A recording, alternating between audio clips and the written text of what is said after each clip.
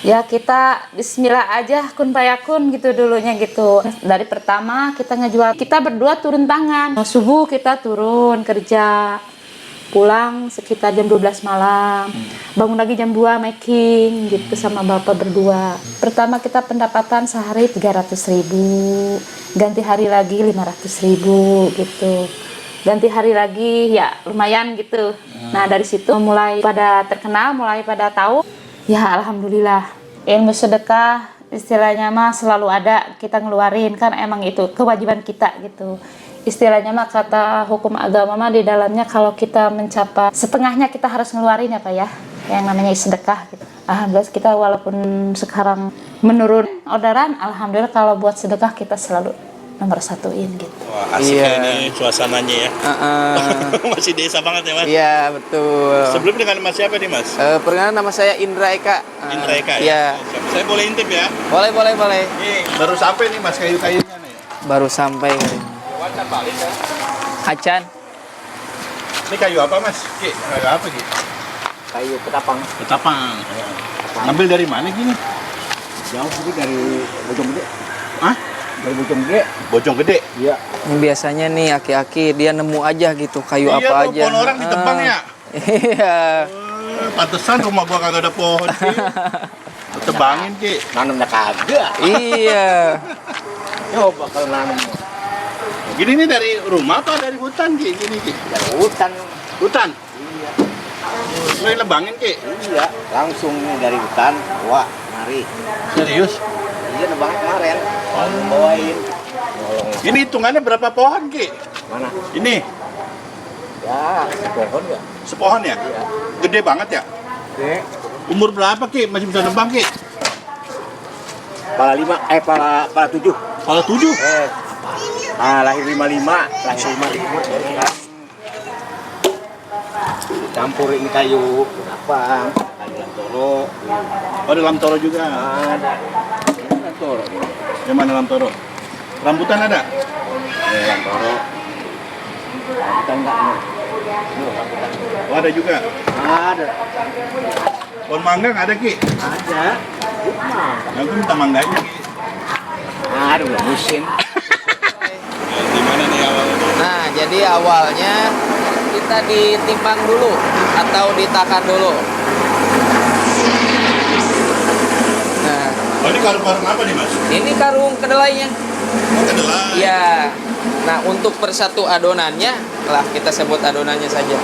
Kurang lebihnya di angka 24 kilo. Oh, ini kedelai ya Mas? Nah, jadi yang kita pakai kedelai asli lah. Asli ya? Emang ada yang palsu Mas? Ya takutnya ada ngira orang palsu. Iya. Oh, gini. Ini ngambil dari mana Mas? Kita ada agen, agennya supplier yang kita biasa belilah gitu. Pilih-pilih kedelai yang bagus kayak gimana Mas? Ada Kedelai yang bagus sebenarnya kita lebih percaya ke emang yang pertama merek yang kita pakai. Yang kedua tergantung harga. Kedelai semakin mahal semakin bagus. ada lagi naik kedelai kan? Iya, sekarang emang harganya lagi di atas lah. Kalau kedelai turun, hasilnya juga turun. Kalau sehari berapa banyak produksi di kedelai ini?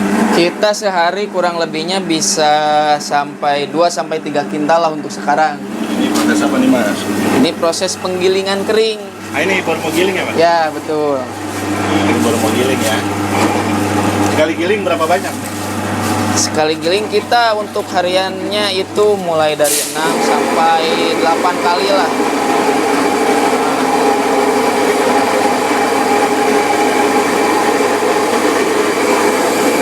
Berapa banyak muatnya? Muatnya ya satu adonan lah kita sebutnya ya, biar paham. Satu adonan kita sambung lagi gitu.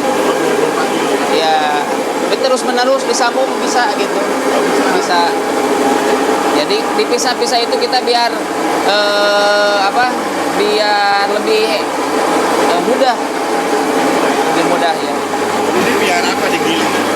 Biar si kedelainya kan tadi masih dalam keadaan yang masih bulat lah, dalam artian masih utuh. Fungsi daripada gilingan kedelai ini untuk membelah si kedelainya itu yang berbeda. Mungkin salah satunya kita. Jadi kita kulitnya dipisah, diambil, baru kita bisa rendam lagi setelah dicuci kedelainya. Jadi kedelai sama kulitnya itu udah terpisah. Ini sudah selesai tahap penggilingan keringnya. Nah ini hasilnya. Kulitnya terpisah. Oh, kulitnya terpisah ya? Oh, kulitnya nggak dipakai ya, Mas? Nggak dipakai kulitnya. Jadi kan kalau misalkan si kulitnya itu ikut digiling, itu biasanya lebih tekstur bagian luar lebih keras. Biasanya kalau misalkan si kulitnya kita buang itu lebih lembut. Jadi tidak mengkulit lah. Usaha kebetulan kalau saya masuk ikut ke usaha Bapak ini kurang lebihnya udah 7 sampai 8 tahun lah. Kalau usaha ini berdirinya itu kurang lebihnya di tahun 2009-2010 lah. Saya ikut kerja di sini sama Bapak lah gitu. Karena kebetulan saya anak dari pemilik pabrik ini. Saya pas lulus sekolah SMK, saya langsung Pakai kuliah ya? nggak pakai kuliah, langsung saya kerja di sini di tahun 2017 lah saya. Susahnya apa, Mas, usaha begini, Mas? Susahnya kalau untuk sekarang kita di paling ya di modal lah. Modal? Oh iya. Bukan udah banyak modal ini? Kalau untuk di kita Om sebenarnya kesusahannya itu ya dari tadilah kedelai. Karena kedelai itu naik turun harga. Kadang-kadang kita kan mulai penjualan itu, harga penjualan itu susah untuk menaikkan. Kita bertahan terus di harganya udah beberapa tahun bertahan, sedangkan kedelai per tahunnya, per harinya, per jamnya itu ikut naik turun lah kalau untuk kedelai. Kita sekarang bisa dibilang ya bersaing aja di lapangan. Kalau dulu kan kita masih dibilang jarang lah tahu seperti ini. Kalau untuk sekarang banyak, apalagi di Bogor, Jakarta dulu itu emang masih sedikit. Kalau untuk sekarang banyak kalau untuk sekarang. Makanya kalau untuk masalah saingan itu emang banyak. Masalah kita pemasaran kemana itu sudah ada lah rezekinya masing-masing gitu. Nah, ini kita kemana nih? Nah ini proses pencucian kedelainya. Tadi penggilingan kering ya? Iya.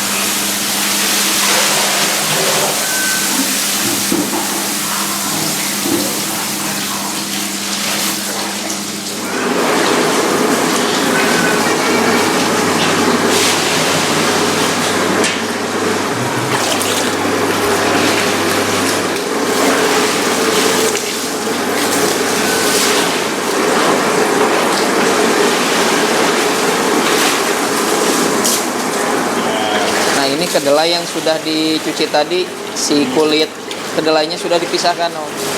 Jadi kita bilas kurang lebihnya 2-3 kali lah kita bilas.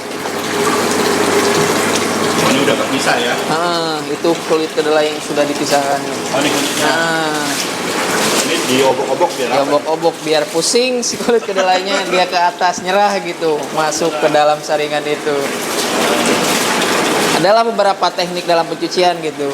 Teknik ya? Tekniknya dia biar si kulitnya keambil, si kedelainya nggak ikut keambil gitu. Kadang kan kalau misalkan orang yang baru belajar lah, yang baru kerja di sini, dia cuci-cuci tetap kulitnya keambil, kedelainya habis juga. Oh gitu? Iya. Nah ini kan aman tuh. Kulitnya aja yang keambil. Oh, jadi yang ngambang kulitnya ya? Kulitnya yang ngambang, Isinya kedelai. di bawah. Isinya di bawah kedelainya. Ini air biasa aja, Mas ya? Air biasa.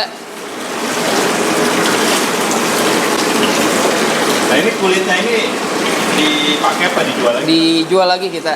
Karena untuk limbahnya lah lebih tepatnya kita semua itu dijual. Mulai dari si kulitnya, ampas tahunya juga kita jual lagi gitu.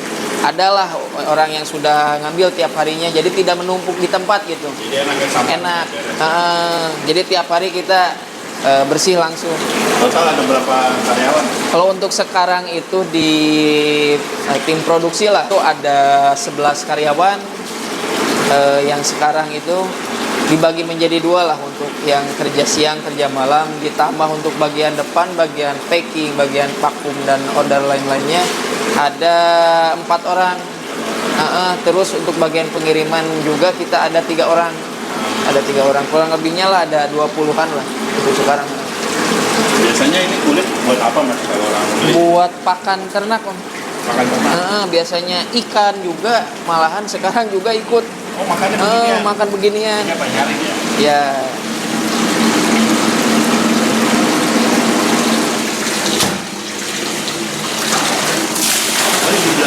Iya, dibilas lagi. Ya 2 sampai 3 kali lah kita bilasnya.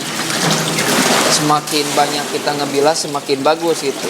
Dalam artian air yang ada di dalam kedelainya juga itu lebih bagus gitu, lebih jernih kalau sering dibilas. Tapi biasanya 2 sampai 3 kali lah.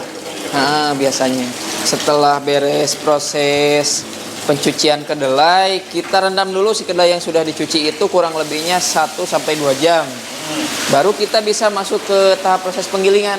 Wah, ini pabrik tour ya, Mas? Nah, jadi kita bisa ada mesin lah atau alat untuk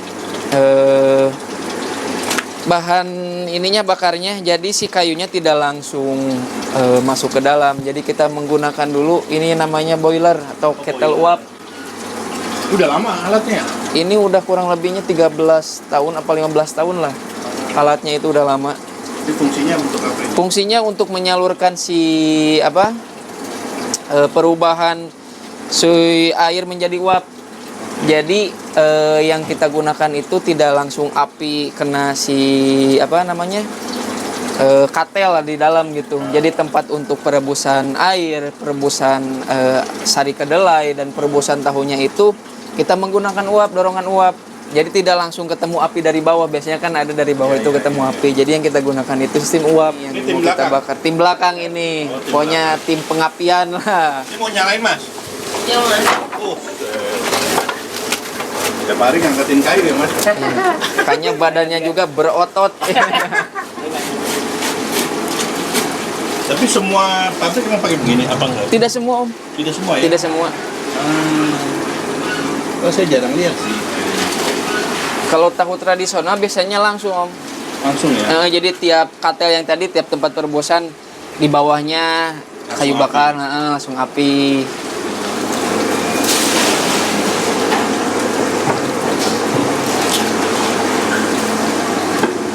Ini berarti dipakai sampai sore? Sore Mas. Sore. Ini kurang nih. Oh, kurang? Kurang. Oh, masih kurang banyak kayunya ya? Banyak Mas.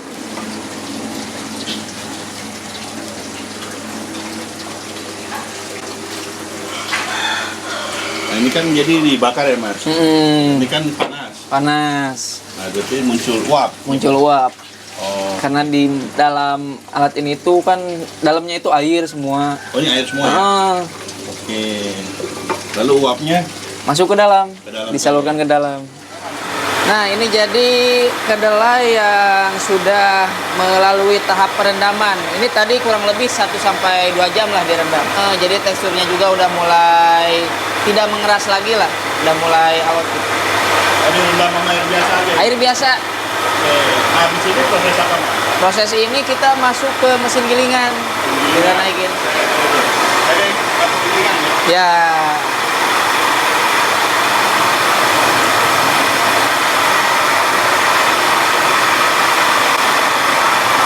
Nah, ini ada 2 mesin ya, Mas? 2 mesin kita gunakan supaya lebih cepat lah gitu. Jadi kalau tadi yang di luar gilingan kering, ini yang di dalam gilingan basah. Karena kita campur lagi air, ditambahin lagi air. Oke, nah ini hasilnya nih. Ini hasilnya. Nah, ini guna digiling ini biar apa, Mas? Ya biar hancur, Om. Biar hancur. Biar hancur. Hancur. Jadi si sari kedelainya nanti keluar. Nah, ya. Itu disiram air juga, berarti? Ya, ditambahin air dia untuk membantu biar lebih mudah keluarnya. Kalau misalkan airnya dikit ataupun kecil, dia juga semakin susah. Jadi ini semakin besar, dia semakin kental lah gitu. Jadi semakin lama kalau airnya lebih besar sedikit, dia lebih mudah gitu. Setelannya lebih enak gitu nanti ke tahunya. Jalannya ya? Jadi ini pengaruh juga sih ke hasil. Dari gilingan juga kalau misalkan terlalu encer kurang bagus, ibaratnya gilingannya kasar keluarnya jelek gitu. Jadi semua itu diproses tahu step by stepnya mempengaruhi ke hasil dari tahu. Nah, ini berarti dikumpulin dulu semua? Kumpulin dulu. Jadi itu Om, kita udah beres digiling, nanti kita masukkan ke tempat ini. Oh, ke sini ya? Ke tong yang biru itu.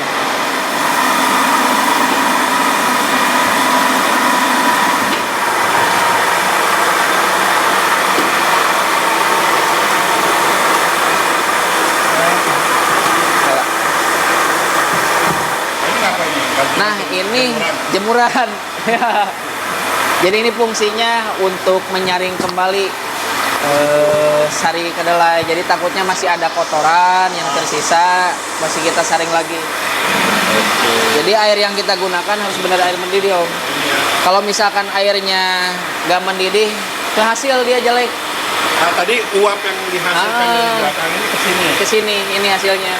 Oh, jadi panasnya air dari uap. Ya, betul, Om. Ini ada campuran apa lagi? Air doang. Air doang. Nanti kalau untuk campuran rasa itu prosesnya nanti, gitu. Prosesnya nanti.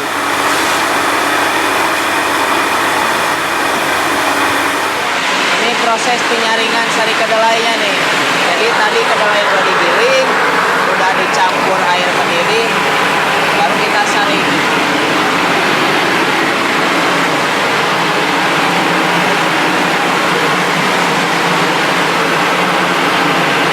Jadi yang di dalam ini ampas tahunya. Nah, ini sari kedelainya. Ini udah dalam keadaan setengah matang ini, panas. Udah setengah matang. Ini ampasnya dipakai. Ampasnya enggak, ampasnya kita buang, kita jual lagi ke peternak. Biasanya digunakan untuk pakan ternak sapi, kambing biasanya. Siram lagi, ya disiram lagi. Panas. Nggak pakai air panas ya? Ya harus air panas.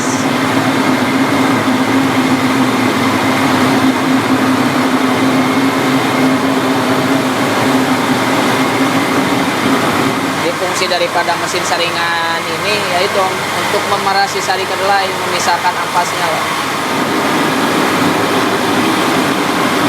Kita langsung ke proses perebusannya. Oke. Jadi sari kedelai yang tadi sudah disaring kita taikin ke tempat perebusan sari kedelai. Jadi kita saring lagi menggunakan kain khusus supaya kotoran-kotoran tersebut yang ada di sari kedelainya keambil lah, tidak ada yang tersisa. Ini kain khusus ya? Kain khusus biasanya khusus yang kita pakai kain yang emang dia lebih mudah keluar gitu si sarinya. Jadi yang kita gunakan biasanya itu sorban, kadang-kadang yang udah yang udah gak kepake gitu. Kalau enggak kerudung, itu lebih bagus biasanya. Tapi ini kita kain-kain yang emang khususnya gitu. Jadi kita tahap perebusannya itu kurang lebih lah di waktu 10 sampai 20 menitan lah, tergantung suhu uap yang ada gitu. Ini ada airnya nggak tadi? Yang mana ini udah nggak ada, Om. Jadi emang ini sari kedelai semua. Ya, jadi air yang tadi itu dicampurkannya ke pas lagi di proses penyaringan gitu. Ini uap yang tadi alirannya ke sini ya? Ke sini kita dialirin ke 5 tempat lah. 2 untuk perebusan lah, perebusan acian gitu kita sebutnya, dan 3 untuk perebusan nanti tahu yang sudah jadi. Oh ini. Ya, jadi proses perebusannya juga harus benar-benar emang sudah mendidih gitu. Kalau misalkan cuman panas doang, terus kita turunin, terus kita kasih air biang, itu tidak akan jadi. Jadi harus benar-benar semuanya dalam keadaan mendidih. Ini dipakai lagi apa belum dibuang? Dipakai, kita cuci lagi. Oh bisa ya? Semuanya sebenarnya untuk bahan dan peralatan dan yang lain kita dicuci langsung. Jadi sebelum digunakan juga kita rendam dulu di air panas, Om. Air panas gunakan soda juga, pakai air soda lah lebih tepatnya dalam proses perendamannya itu. Jadi untuk supaya dia lebih emang benar-benar bersih lagi, cuci lagi 3 kali kita pembilasan, baru kita bisa gunakan. Mendidih udah bisa dituangkan ke tempat atau bisa disebut tahang lah kita sebutnya di sini. Apa disebutnya? Tahang. Tahang. Alat yang terbuat dari stainless ini. Jadi kalau untuk yang pertama kita tidak langsung dikasih air biang, kita simpan dulu. Kita tunggu untuk ke adonan yang kedua. Jadi untuk adonan yang pertama sama yang kedua kita oplosin. Untuk yang pertama, tapi sisanya ketiga sampai ke terakhir lah itu berlangsung gitu. Assalamualaikum warahmatullahi wabarakatuh. Perkenalkan, nama saya Ibu Rani Anggraini, istri dari Pak Wahyu, pemilik pabrik tahu Tansa. Perkiraan udah mau 14 tahun sekarang nggak? Awal mulanya suami kerjanya di karyawan Yunyi, dari situ mengundurkan diri, pengen mandiri gitu. Jadilah ini ngebangun pabrik sendiri. Awal mulanya cuman modal dengkul doang, Pak. Ya modal dengkul, istilahnya punya ilmunya doang. Kalau istilahnya materi kita gak punya gitu, karena ada orang tua yang modalin orang tua dari suami itu.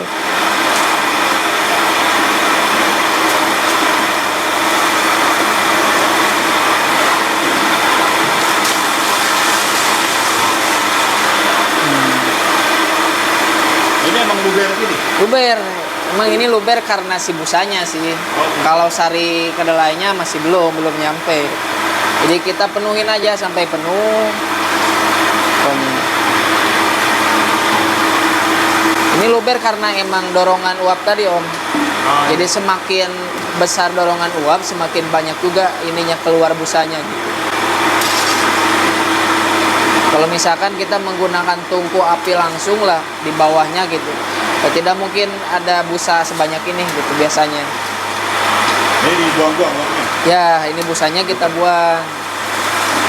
Karena apa? Supaya bersih bagian atas, terus keluar si kembang tahu yang namanya kembang tahu atau pucuk. Yang mana kembang? Nanti kalau misalkan si busanya udah dibersihin, kita tunggu beberapa menit, nanti dia keluar si pucuknya. Jadi yang biasa disebut kembang tahu atau pucuk, dari sini dia hasilnya. Awal mulanya itu. Ini udah jadi sari kedelai. Udah jadi sari kedelai. Nah, susu kedelai juga dari sini sebenarnya. Bedanya kan susu kedelai sebenarnya. Kalau susu kedelai emang bedanya sama tahu gitu. Kalau susu kedelai itu emang si sari kedelai yang belum dicampur air biang. Jadi dia masih benar-benar murni sari kedelai. Setelah direbus sari kedelainya, setelah matang, nah itu sari kedelai. Jadi sebelum, pokoknya sari kedelai yang belum dicampur air biang lah gitu. Air asam atau air biang biasanya disebut. Itu disebutnya sari kedelai atau susu kedelai gitu. Pakai tambahan susu juga? Enggak. Oh enggak ya? Enggak. Jadi emang udah dari apa? Dari sari kedelai itu udah termasuk susu kedelai. Jadi enggak ditambahin lagi susu atau apa. Jadi kalau misalkan orang yang belum tahu susu kedelai seperti apa, ya ini. Kayak gini kurang lebih. Kayak gini kurang lebih. Ini yang disebut kembang tahu atau pucuk nih. Jadi kita ambil nih pelan-pelan. Nah, Ini kembang tahu. kembang tahu itu namanya. Setiap daerah itu kembang tahu, pucuk ataupun apa namanya, si sari kedelai itu ada yang berbeda gitu. Jadi kalau biasanya orang kembang tahu itu ini si sari kedelai yang udah modelannya kayak bubur sumsum. Oh ya, ada yang kayak bubur sumsum. Padahal itu sari kedelai kalau di kita. Oh, Sari kedelai. Yang kembang tahu kalau di kita ini bentuknya. ini ya. Kembang tahu itu kan kembang dari atas, Om. Jadi mucuk atau kembang tahu atau pucuk itu dia di atas fungsinya. Jadi dia ngembang, mucuk gitu. Baru kita bisa ambil. Nah, Itu dipakai nggak? ini dipakai. Oh, tetap dipakai. Kita bisa makan langsung, malahan bisa. Cuman rasanya masih kurang enak biasanya, Om, untuk campuran sayur. Terus untuk dimakan campuran pakai mie juga bisa. Biasanya ini tempat penyimpanan ampasnya. Oh, ini ampas-ampasnya. Ya, jadi mulai dari ampas tahu, ampas kunyitnya, kulit kedelainya juga kita simpan di tempat penyimpanan ini. Nanti ada orang yang ngambil gitu, dalam artian dia udah kontrak sama kita. Ya, jadi adonan yang pertama tadi kita oplosin sama adonan yang kedua lah gitu. Itu untuk yang pertama aja sih. Untuk yang pertama sama yang kedua aja. Kalau yang ketiga sampai beres itu langsung aja. Ini bagi dua dulu. Dibagi dua dulu, baru kita campurkan yang baru gitu. Jadi makanya kita saranin juga yang kerja harus pakai sepatu itu apa? Karena emang panasnya ini nih sari kedelai atau acian kita sebutnya itu lebih panas daripada air. Mungkin kita kesiram air mendidih ya panas doang lah. Kalau kesiram air ini penanganannya kurang, bisa sampai melepuh kayak kebakar gitu. Kayak di neraka ya? Iya, panas gila gitu. Jadi patokannya itu kita turun nih mendidih, turun ke tempat ini. Kalau untuk yang pertama kedua kan dioplos, Untuk dari ketiga sampai seterusnya kita tunggu sampai si pucuk yang tadi itu keluar atau muncul. Setelah diambil baru kita kasih air biang. Oke. Ini kemana nih? Ini kita tarik ke belakang.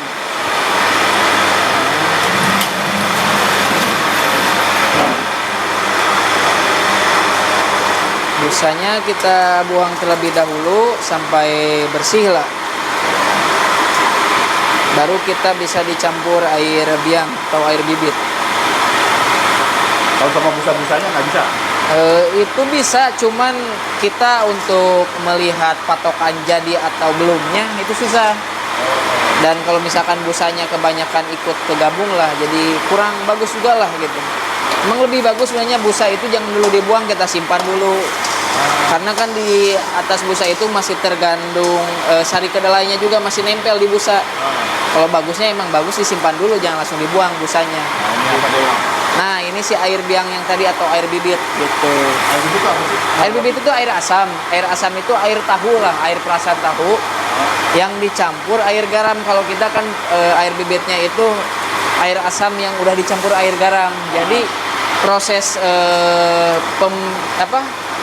pemberian garamnya itu udah ada di bagian luar dan dalamnya tahu.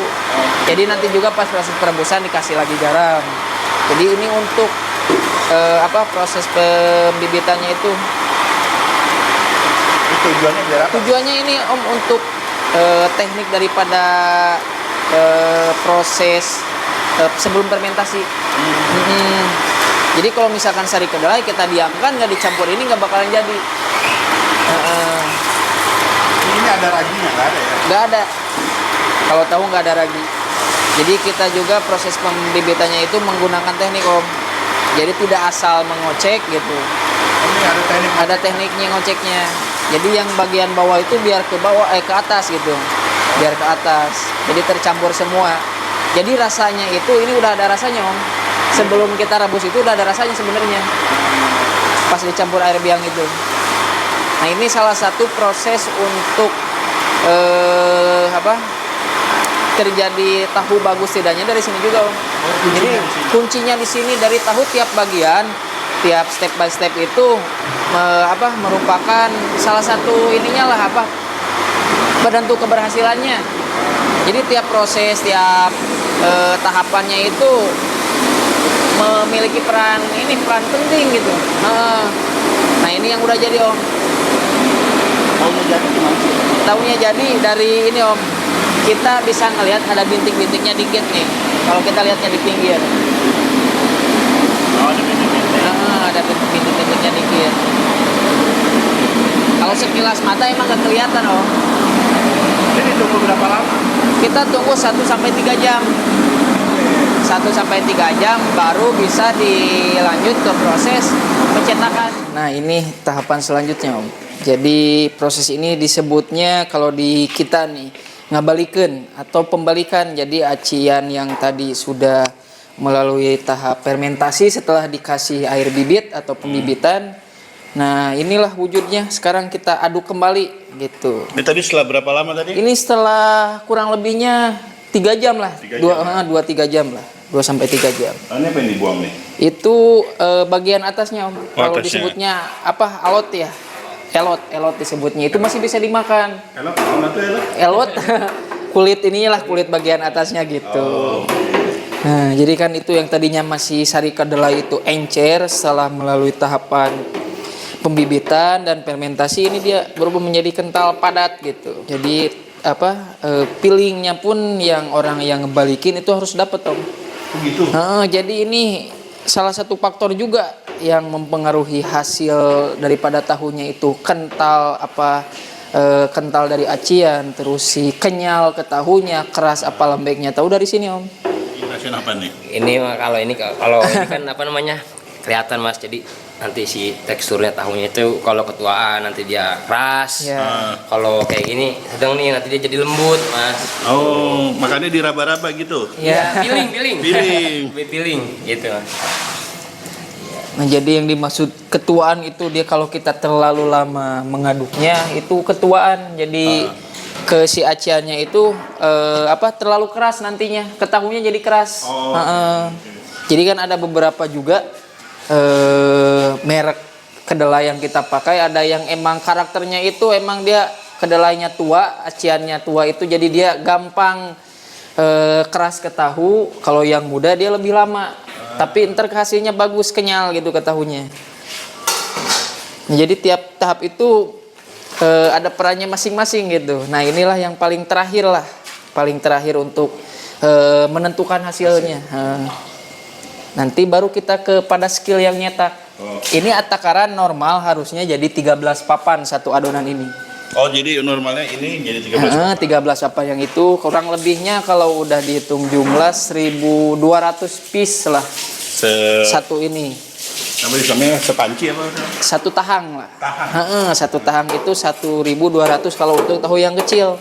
Kalau untuk tahu yang besar satu tahangnya itu sekitar 600 piece. Ya. Hari ini kedelainya berapa banyak? Tadi gilingnya? Kita giling itu sekitar 3 kintal ya, 3 kintal kita. Oh, setiap hari produksi 3 Ya, kintal? 3 sampai 5 kintal lah, kurang lebihnya dalam 1 minggu itu perharinya. Naik turun kan kita produksinya. Kalau misalkan ada pesanan banyak nih, kita produksinya lebih banyak Om. Kalau untuk normal hari-hari ya seperti inilah. 3 kintal? 3 kintal. Jadi kan ini proses pembalikannya juga kita bertahap. Tadi kan acian yang turun pertama 1, 2, 3. Berarti nanti yang terakhir turun, ini juga yang terakhir dibalikinnya. Oh, Gitu. Okay. Jadi kalau pertama yang mana tadi? yang pertama yang ini tadi. Oh, yang tadi itu Ini ya. kedua, ketiga. Nah, kita saring Om air asamnya. Jadi nanti kita tunggu dulu padat kembali ininya. Udah sebutlah kita ininya aci lah, kita sebut acian. Jadi tunggu lagi padat, kita gencet lah, kita menggunakan batu, kita buang air asamnya. Nah ini buang air asamnya ini kita gunakan lagi untuk campuran air biang. Jadi ada yang beberapa emang di tempat produksi tahu itu ada yang air biangnya itu cuman air asamnya aja. Kalau di kita ditambahin lagi garam air asamnya, dan air asam yang digunakan juga harus melalui beberapa hari gitu. Sampai keadaannya emang benar-benar dingin dulu. Berarti air yang biang tadi itu ya? Yang ini kan yang baru nih masih panas, kita simpan di waktu 1 sampai 2 hari lah, baru bisa digunakan. Kalau misalkan dalam keadaan panas digunakan belum bisa gitu. Jadi orang kan kebanyakan makan tahu kan belum tahu prosesnya kayak gimana gitu. Proses ini nunggu berapa lama sampai keras? Sampai keras ya kurang lebih 10 menitan lah. 10 menit udah bisa. Jadi ini juga tergantung selera yang nyetak Om. Oh, gitu? Kalau yang nyetak dia biasanya emang suka dalam keadaan acian itu keras, dia lebih lama. Lebih lama lagi dia pas di press nanti menggunakan batunya itu. Kalau misalkan ya selera yang nyetaknya skillnya emang udah bagus gitu, dalam keadaan masih encer juga, dia udah punya feeling. Soalnya kan kalau misalkan perbedaannya nih, kalau acian masih encer sama yang udah padat udah keras, enakan gampang yang udah keras. Jadi kita feeling takarannya itu udah ketahuan lah. Kalau yang masih encer masih belum. Jadi biasanya kalau udah yang keras nih 8 sendok nih, nanti kan 8 sendok udah pas. Kalau misalkan masih encer 8 sendok itu belum tentu kena, kadang-kadang dilebihin gitu. Nah kita gencet dulu pakai ini, pakai batu. Oh, digencet. Kalau biasanya tahu yang lain itu proses yang lain ya di tempat yang lain nggak digencet Om, soalnya airnya langsung nyurut dengan sendirinya. Masnya aja tarik sini Mas. Nah bisa itu bisa. Ini apa ini? Ini si air biangnya, air asam atau disebutnya. Oh, oke. Ini yang buat biangan Yang tadi dipakai. buat pembibitan. Iya betul. Oh, saya jadi hafal namanya. Bentar lagi juga ikut ngelamar kerja kayaknya nih disebutnya. Ini ngapain nih Mas? Nah jadi ini lamak atau kain yang kita gunakan. Lama. Iya lamak atau kain lah, kain belacu biasanya disebut itu. Kain belacu.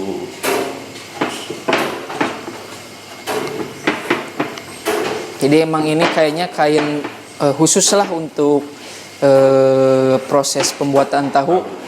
Kalau kita menggunakan kaos kita nggak bisa gitu. Nggak bisa ya? Nggak bisa, nempel nantinya. Ini mau proses apa nih Mas? Ya proses pencetakan ini. Oke.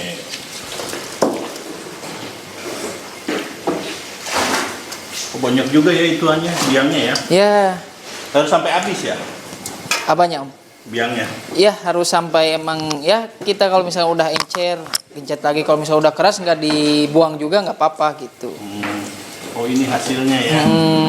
Jadi padat ya. Ya.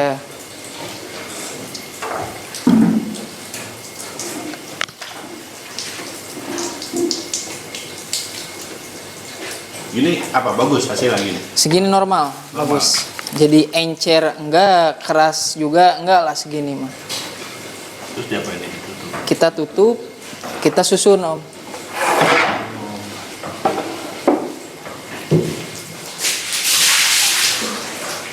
Ini namanya cetakan apa?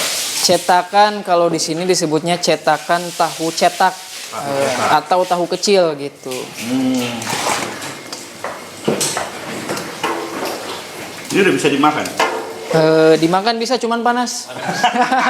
Iya, dimakan udah bisa Om. Udah bisa ya? Iya. Nah ini itu udah ada rasanya Om kalau di kita. Jadi nggak terlalu hambar lah gitu, udah ada rasanya. Soalnya rasa ini dari yang tadi dikasih air bibit. Jadi kita proses pemberian rasa atau garam itu 2 kali.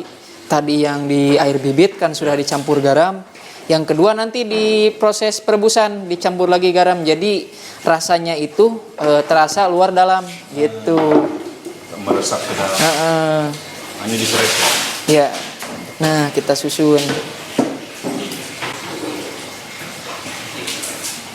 Ketemu bapak ya di tempat kerja, di pabrik juga. Kita berdua mantan karyawan Genji juga gitu. Dulu saya bagian di dalam, bagian nyelokin ya, istilahnya bagian nyitak, ngebentuk tahu. Bapak bagian produksi juga, bagian ngegiling, kayak ngegiling kedelai, masak tahunya juga gitu. Oh jadi cinta lokasi. Iya begitulah.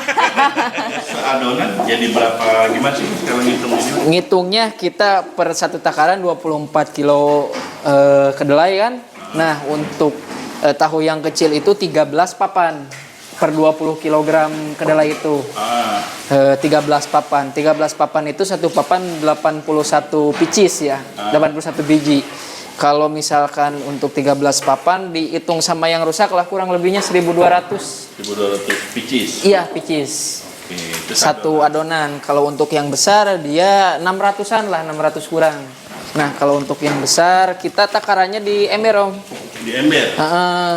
Jadi ember ini perannya penting. Kalau nggak ada ember ini kita susah kerja. Cuman ember hitam nih. Iya, yang hitam nih. Oke. Perannya dia penting karena ember ini kita menyesuaikan takaran. Kalau misalkan menggunakan ember yang lebih besar, ke tahu nanti tebal mungkin, ya lebih lebih banyak gitu.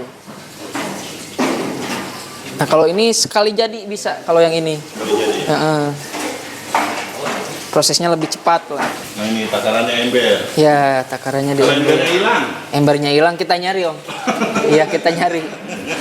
Kalau masih belum ketemu ya belilah beli.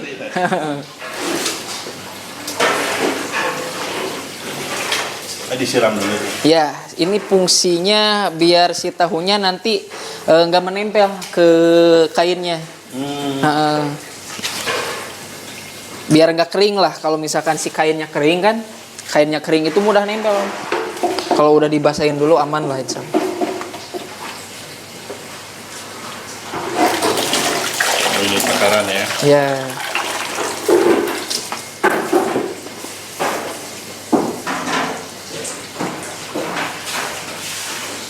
Ini emang agak lebih ribet sih kalau yang ini tahu yang besar. Oh, lebih ribet. Lebih ribet karena kita harus menggunakan 2 orang. Kalau 1 orang lumayan kerasa gitu. Karena untuk yang bagian itu nyendokin, untuk bagian ngerapiinnya gitu harus ada satu-satu orangnya.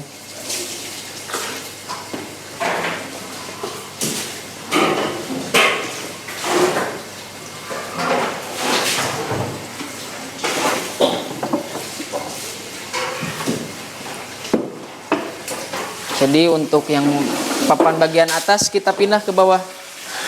Tuh.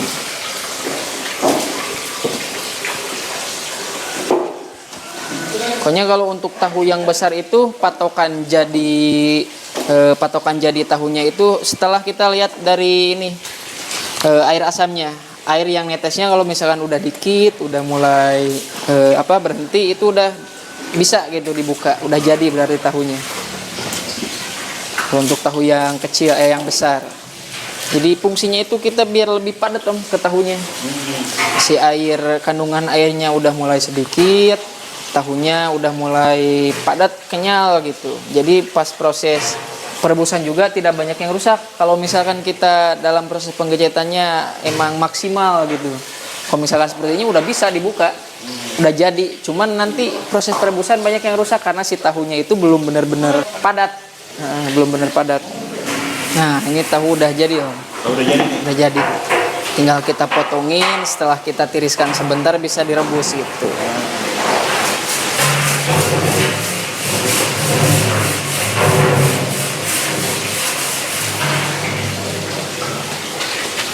Udah kecetak ya. Ya. Apa ada garis-garisnya ya. Jadi berapa ini sekotak ini? Satu kotak ini totalnya 49 pieces. Nah.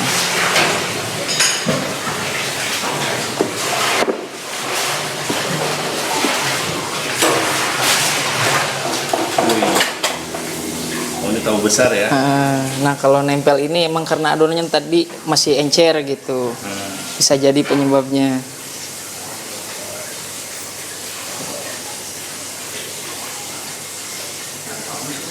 Kita potongin dulu bagian pinggirannya. Kita kumpulin.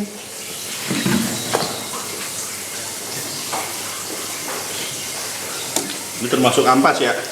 Ini termasuk Pinggirannya. ini limbahnya lah. Atau di sini disebutnya cepet Om. Cepet. Cepet. Babi cepet. Cepet. Ngepet ya? Lebih ngepet. Karena ini masih bisa kita manfaatin Om. Jadi untuk di tahu itu gak ada yang kebuang sebenarnya. Semuanya bisa dimanfaatin.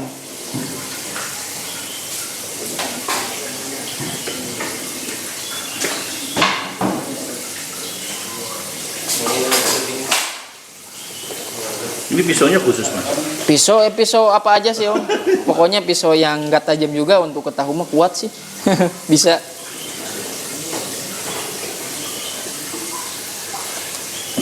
Nah, jadi kalau misalkan tahu yang emang gini nih bagus gitu.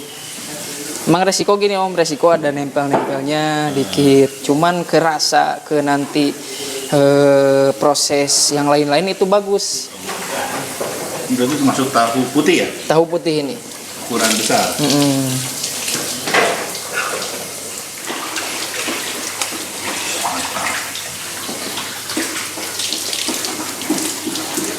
Kalau boleh tahu dulu awal mula dengan duit berapa Bu ngebangun?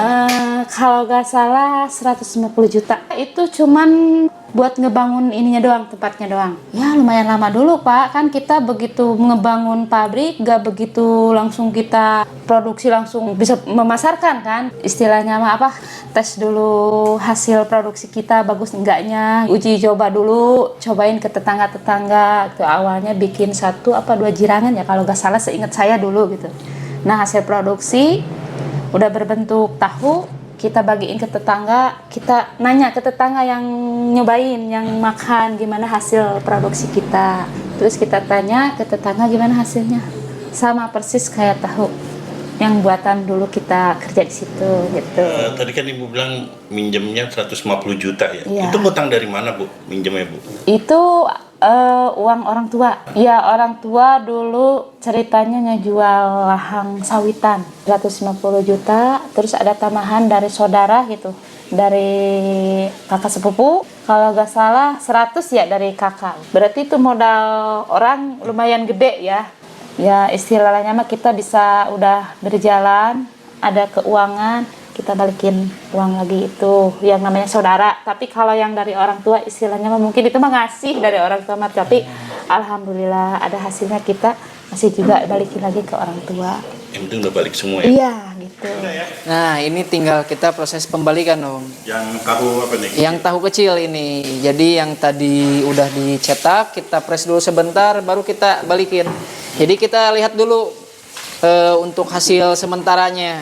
Nah kalau misalkan kan takutnya ini takarannya kurang, apa emang kurang bagus, bisa kita operasi lagi gitu. Bisa benerin lagi. Didaur ulang. Misalkan kurang nih takarannya, kita tambahin lagi. Karena emang keadaannya ini masih setengah matang. Masih bisa lah ditambahin lagi. Kalau emang aman, bagus, tinggal pindahin. Nah, fungsi yang lain juga Om, ini biar apa? Tahunya tidak banyak terbuang. Jadi kita tarik sedikit. Nah, ini biar tahunya nanti tidak banyak kebuang pas dipotongin. Kalau misalkan ini terlalu lebar ke pinggir, dia dipotongin kebuang. Oh, ini dicek-cekin dulu. Ya, gitu fungsi daripada ngebalikin dicek Om. Ini jadi tempat perebusan tahu lah. Kita sebutnya di sini katel gitu. Kater. Katel itu wajan sebenarnya. Nah, jadi kita campurkan dulu garam, Om.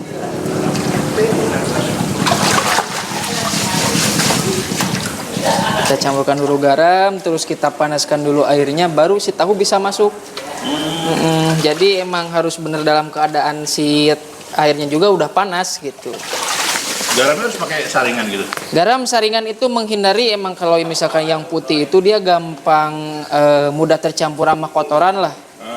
Kotoran kalau misalkan yang putih emang kita harus disaring dulu Om. Takutnya kan garamnya kotor apa ada apa gitu di garamnya. Biar ke si tahunya emang benar-benar bersih gitu. Nah, setelah beres digaramin kita tunggu dulu airnya sampai panas. Mungkin pakai uap juga biaya lebih murah kali ya.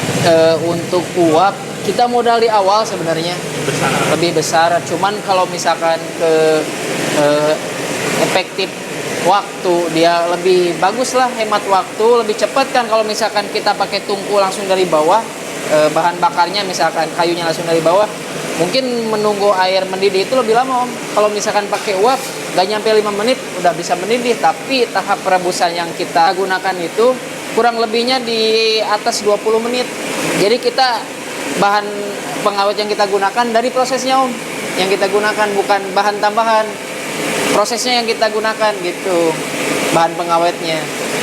Garam juga kan termasuk dia sebagai bahan pengawet alami. Garam tahunya sudah dipotong, kita bisa langsung saja direbus tahunya. Muat berapa? Kalau untuk tahu yang besar kapasitasnya itu muat mungkin 1000 lah, 1000 bicis ya. Kalau untuk yang besar 1000 sampai 1200 lah kurang lebihnya. Tapi kita untuk sekarang itu dibagi-bagi. Dalam artian bisa muat kan 1000 bicis, kita bagi 2 aja 500 mungkin apa 600 supaya menghindari banyaknya yang rusak itu tahunya. Karena kan emang pas sedang direbus itu tahunya kita terus aduk-aduk Mas, supaya yang matangnya juga rata semua gitu. Ini berapa liter airnya? Kurang lebih 50 liter lah ada mungkin. Tahu yang kecil sudah beres di press atau digencet. Nah, sekarang kita buka. Oh, jadi tadi butuh berapa lama diemin mungkin? Tadi itu sekitar 1,5 jam lah. 1,5 jam. Nah, jadi untuk tahu yang kecil dia emang teksturnya lebih keras lah. Nah, ini proses apa nih? Pemotongan Om. Pemotongan Kita menggunakan penggaris dari kayu nih. dari kayu. Jadi kalau tahu yang besar nggak harus pakai penggaris. Kalau yang kecil kita pakai. Nah, ini kecil jadi dapat berapa begini? Jadi satu papannya itu 81 picis. Kenapa satu biji? Iya.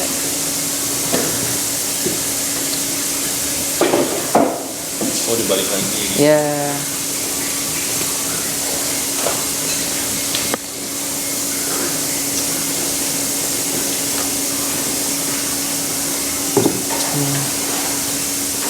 Oh, ini udah ya. Ya. Nah, jadi ini untuk ukuran tahu kecil seperti ini Om kurang lebihnya. Ini hasilnya apa, Bagus? Segini bagus lah. Bagus, ya? Karena kotak Om. Kalau misalkan jadi segitiga kurang bagus. Ya.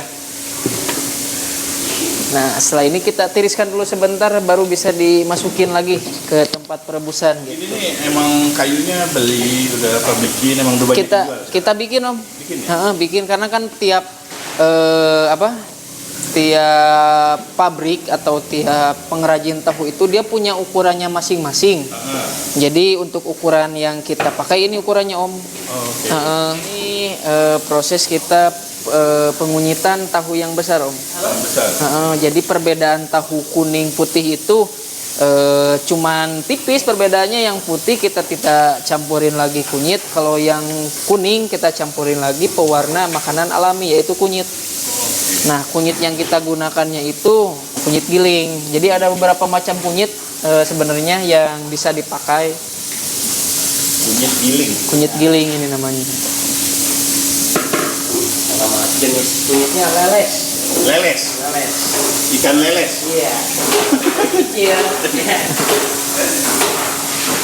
Udah matang ya? Udah matang, udah siap diangkat. Oh, ada tekniknya ngangkatnya. Ada Om. Jadi ngangkatnya juga kita satu-satu Om.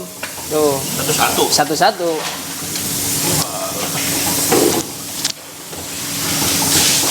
Nggak bisa semua langsung. Nggak bisa kalau langsung semua, ya mungkin yang rusaknya juga cukup banyak.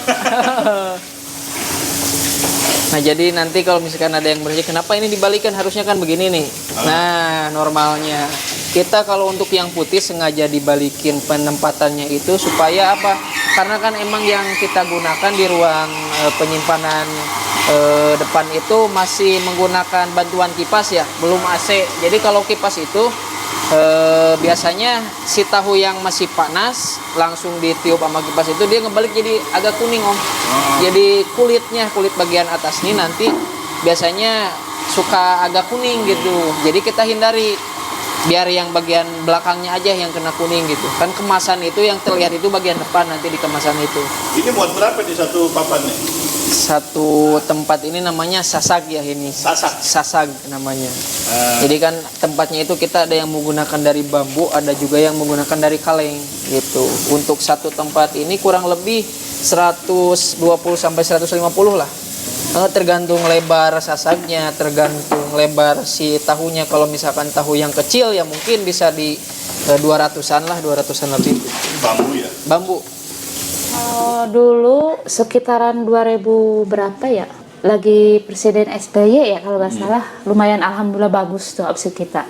Sampai kita sehari megang setoran sekitar 20 apa 15 juga dapat sehari. Kalau dulu. Oke, nah ini jadi tahu yang sudah kita lalui tahap ruang simpannya. Jadi tahu yang sekarang itu kita sudah mulai masuk ke tahap pengemasan. Jadi tahu yang mulai dikemas itu keadaannya yang sudah dingin. Tadi kan tahu itu masih panas, kita simpan sudah beberapa jam lah. Dan suhunya juga sudah mulai dingin dan sudah mulai bisa dikemas. Dan kita ada beberapa macam tahunya. Dan untuk ini tahu yang ukuran kecil. Ya, ini yang putih kecil, kuning juga ada yang kecil. Kita juga ada yang kuning besar, putih besar juga ada. Nah, kalau itu siapa cewek-cewek nih? Nah, ini tim kepengemasan. Iya. Akhirnya pemandangan saya. Ya, dari tadi tahu cair. semua. Tadi kalau ini mah bunganya Papua, ini asli orang Papua. Oh, Papua. Asli Papua ini. Oh, Iya. Pak Beda. Tapi Namanya siapa teh? Namanya Fitri. Fitri. Iya. Satunya siapa namanya? Melinda. Melinda. Nah, ini satu packing isi berapa ini? Ini isi 8. 8. Iya. Yang gede kecil ini? Ini yang gede. Yang gede. Ya. Restoran kita untuk daerahan Bogor ada beberapa di daerah Bogor, contoh misal mungkin cobek Yasmin, Gumati Paledang itu. Oh, di Bogor terus ada Supar Sambal mungkin, ayam gepuk di Bogor. Restoran terkenal semua ya? Itu restoran udah lumayan lah, itu udah cukup lama di Bogor. Terus di Puncak juga kita ada Om nyampe. Apa tuh? Puncak itu kita punya Pare Anyar. Itu tahunya pakai dari kita. Terus kedai Sunda. Kedai Sunda kita pakai. Yang paling ini lagi booming itu di mana-mana itu Astro.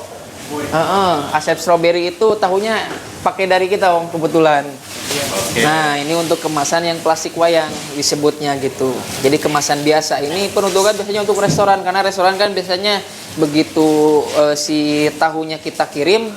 Nah, untuk restoran pengirimannya di pagi Om. Kalau untuk agen pedagang di daerahan Jakarta kita kirimnya nanti malam.